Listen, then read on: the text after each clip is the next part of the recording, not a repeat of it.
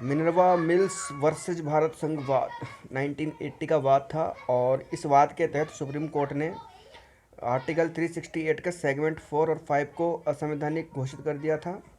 अब प्रश्न उठता है कि ये सेगमेंट जोड़े कब गए थे और सुप्रीम कोर्ट ने इनको असंवैधानिक घोषित क्यों कर दिया था।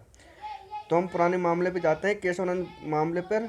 और तो इस मामले में सुप्रीम कोर्ट ने ये निर्णय दिया था कि भाई संसद की जो संविधान संशोधन की शक्ति है वो असीमित नहीं है, अर्थात उनकी भी कुछ सीमाएं हैं। अर्थात एक तरीके से सुप्रीम कोर्ट ने संसद की जो संविधान संशोधन की जो पावर्स थी उनको लिमिट कर दिया था, उनको सीमित कर दिया था। तो इसी के चलते संसद ने 42 संविधान संशोधन के तहत आर्टिकल 368 के अंदर सेगमेंट 4 और 5 ऐड कर दिए थे। और ये प्रोविज़न भी क्या था, ये प्रावधान भी क्या था कि भाई संसद की जो संविधान संशोधन की शक्ति है वो अनिर्बंधित है, अर्थात असीमित है। और दूसरी बात कि किसी भी संविधान संशोधन की विधि मान्यता को किसी भी आधार पर न्यायालय में चुनौती नहीं दी जा सकती कि कोई विधि, कोई संशोधन विधि अवैधानिक है या फिर वैधानिक है तो उसको न्यायालय में चुनौती नहीं दी जा सकती। तो फिर सुप्रीम कोर्ट आड़े आ गया संसद के कि ये तो गलत हो रहा है। तो सुप्रीम कोर्ट के अंदर केस दर्ज हुआ, मिनर्वा मिल्स वाद।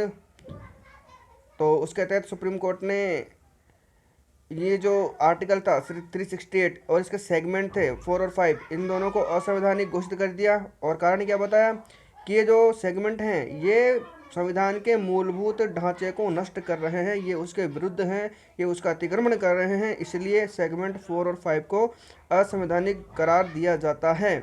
और साथ ही साथ सुप्रीम कोर्ट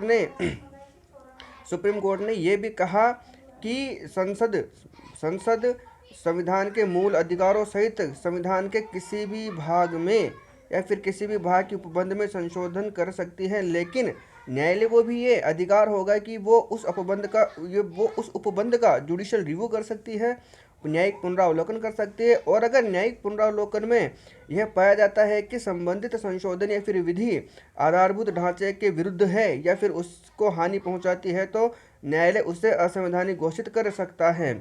तीसरी बात, इसी वाद के तहत न्यायालय ने संविधान संशोधन की सीमित शक्ति और न्यायपालिका के न्यायिक पुनरावलोकन को संवैधानिक ढांचा घोषित किया था, यानी कि संविधान का आधारभूत ढांचा घोषित किया था मिनर्वा मिल्स वाद के तहत। तो कई बार एग्जाम में प्रश्न पूछा जाता है कि किस वाद के तहत न्यायपालिका ने न्यायिक पुनरावलोकन को आधारभूत ढांचा घोषित किया, तो मिनर्वा मिल्स वाद आएगा। तो इस वाद के तहत न्यायालय ने अपनी प्रेजेंस बताते हुए ये कहा कि संसद कोई भी मनमानी नहीं कर सकती है जब तक न्यायपालिका है, और तो संविधान के साथ कोई भी खिलवाड़ संसद नहीं कर सकती है। धन्यवाद।